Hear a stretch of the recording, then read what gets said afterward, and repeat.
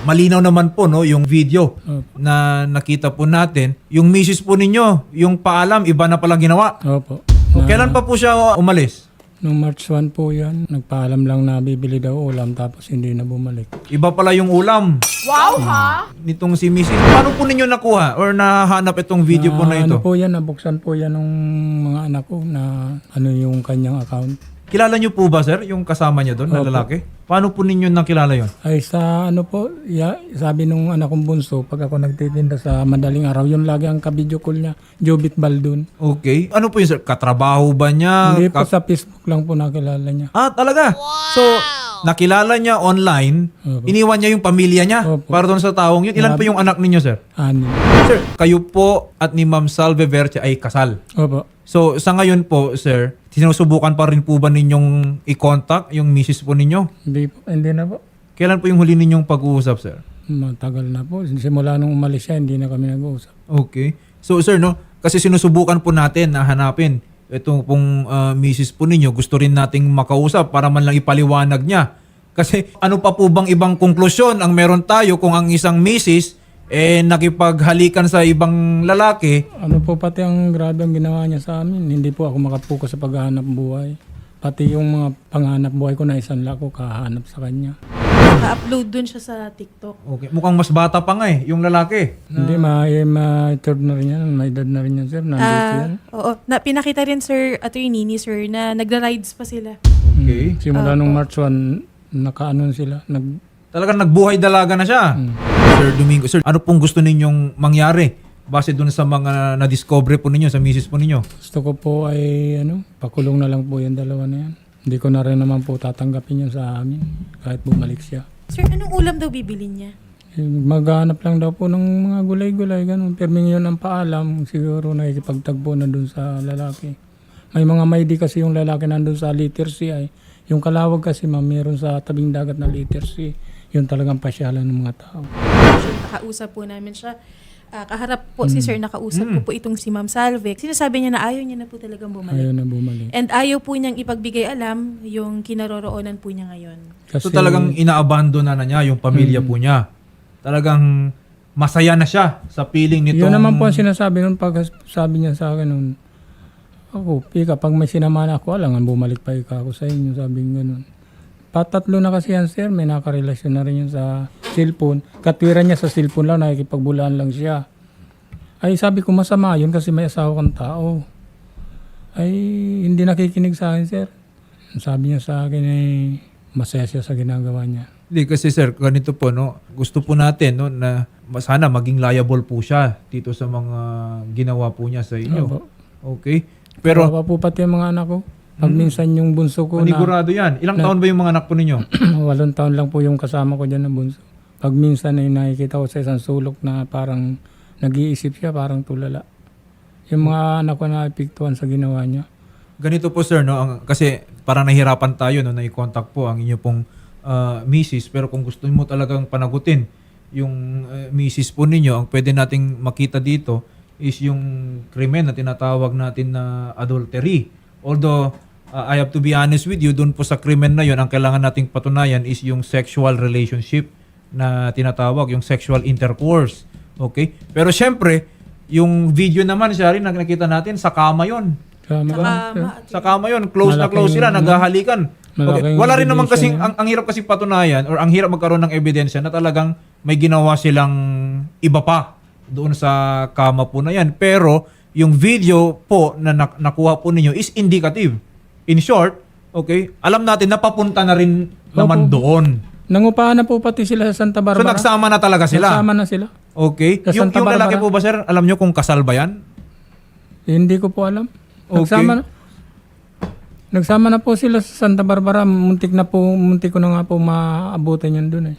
Okay. Sige po sir. Nakablatter sila doon. Pag-aaralan po natin sir at kung ano pang ibang ebidensya po ang meron po kayo kasi again no, in a crime of adultery, kailangan nating patunayan po na that there is sexual relations between yung married woman to a man other than her husband. So doon po sa TikTok, indicative pa po siya. In short, parang circumstantial evidence yung meron tayo. Not mismo the act, the sexual act, pero yung behaviors nila po doon indicate na meron talagang nangyayari sa... Inamin na po pati nila. Inamin? Saan po nila inamin? Inamin na po pati nila sa TikTok yung mga ano nila. All out na sa TikTok. Ah, talaga? Oo, inamin. Yung magti-TikTok sila, ipapasa dun sa inaasar yung panganay ko. Ipapasa yung mga TikTok. Tsaka ang masaklap nito, sir, yung mga TikTok nilang kalaswaan, pinapasa pa dun sa TikTok ng anak kong bunso dyan. Hindi nakikita yung mga kalaswaan nilang ginagawa. Kaya, sir, ay... Okay, my goodness. Pero sir, no, madami rin kasing nagtatanong, no, kung bakit, ano kayang rason itong si Ma'am Salve naghanap ng ibang lalaki. Okay? Wala... Baka naman sir, nambubugbog ka. Di, kung ako ma'am nang bubugbog, di sana'y, ano ay, mapapatunayan niya kung halimbawa sinasaktan ko siya. Kahit tanungin yung mga anak ko kung sinasaktan ko siya. Baka naman sir, may bisyo ka, nagsascatter ka, pala inom ka. Or baka Ay, naman hindi. may babae ka rin. Hindi ma'am, wala talaga. Scatter sir, scatter. Wala rin. Kahit itanong sa mga kapitbahay ko kung anong buhay-buhay meron kami sa amin. Wala rin kayong babae. Ako sir, nagtitinda ako ng isda sa maga. Fish vendor po kasi. Tapos sa hapon nagtatricycle na masada ako ng tricycle. Ay siguro kulang pa yun sa kanya. Kaya meron na kasi siyang mga rason na pag minsan napapagura na yata sa bahay. Ang sabi niya, pag nagdating ako, para daw walang mapakialam ng mga anak niya, hindi Ilan na lang po daw yung siya anak niyo ulit, tulungan. sir? 6, Ilan taon na po yung bunso? 8. Masaya dati pamilya namin. Simula lang yan nung matuto sa cellphone. Doon siya nakahanap ng doon kachat. Oo, doon. Yun ang simula. Di ba sabi ko, yan mga palo. Lagi kang nagpapalo sa mga TikToker din. Sabi ko, yan ang simula niya ng ano, mausisa mo ikako niyan, mga pamahal-mahal na. Ganun na, hindi ako nagkamali. Okay. So sir, ganito po ha. Subukan po nating manawagan muli dito kay Mrs. Kasi ang gusto po sana natin dito, magpagharapin namin kayo ha, ni Mrs. Kasi sir, kahit sabihin natin na ayaw na niyang bumalik po sa inyo, pero dapat hindi niya kalimutan na meron siyang 6 na anak. Opo. Okay? Na siyempre, yung mga yan, kailangan din ng panggastos ng mga bata na ito. Wala. Lalaki pa ang mga yan. No? Ngayon, walang nanay, walang... So, kailangan, no, hindi pwedeng iwan na lang ng basta-basta. Nitong si Ma'am Salve Verge, itong mga anak po niya. Yung college ko nga, iwan ko kung makakapag-aral pa yun. Okay, ganito po sir, no, kaya nga po gusto namin magtagpo kayo, pag-usapan po ninyo ito. Mukhang nakikinig Kung, naman siya. kung hindi na, tama, no, kung talagang ayaw na niyang bumalik, hindi na rin natin pipilitin. Pero, ano yung commitment niya dapat dito sa mga bata? Yeah, On top of the fact na kailangan niya ring managot dito sa ginawa niya with kung sino man yung lalaki na yon. Sabi nga sa kahapon, ayaw niya na rin daw talagang bumalik. Hindi niya ako tinatanong kung gusto ko pa siyang bumalik sa amin. Yun ang ibig kong sabihin sa kanya. Bakit ako gusto ko pa rin siyang bumalik sa Gusto mo pa ba? Hindi, sa ginawa niya yung sir, kahit magmakaawa siya sa akin, hindi ko na siya patatawarin sa ginawa niya sa akin. Kumbaga, para na lang po siguro sa mga bata. Opo, parang Arrangement na lang. Kasi ngayon, attorney, binababa niya na po yung tawag. Kanina, nakakausap pa po namin, 10 minutes ago, nakausap pa po namin. Pero siguro, ngayon po, nagbago na po yung isip niya. Binababa na po yung telepono at nakikinig po siguro. Baka may mensahe po kayo sa kanya. Ano po bang tawagan niyo, sir, kay Ma'am Salve?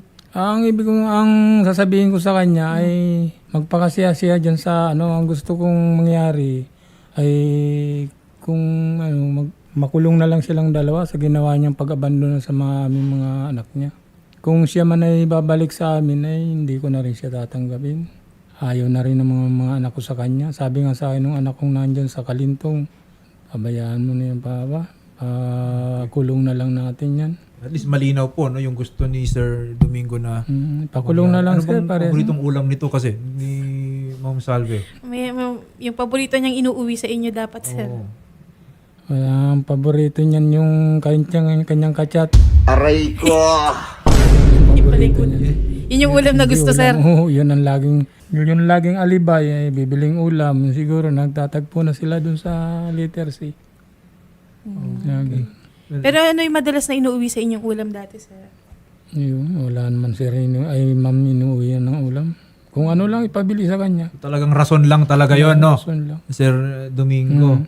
Well, nakakalungkot pero kung tutuusin, mabuti na rin kaysa naman harap-harapan ka ng lokohin. Ayun sir. 'Di ba? Nasa bahay siya pero may mga halikan na siya diyan sa online, mabuti na rin. Nakabuti na rin. Opo, Okay. Pero kailangan niyang panagutan. panagutan niyo po. Okay, at least, no? Sige po, no, Sir Domingo Verse, ganun na lang po muna ha, ang gagawin natin. Salamat sir, magandang hapon po.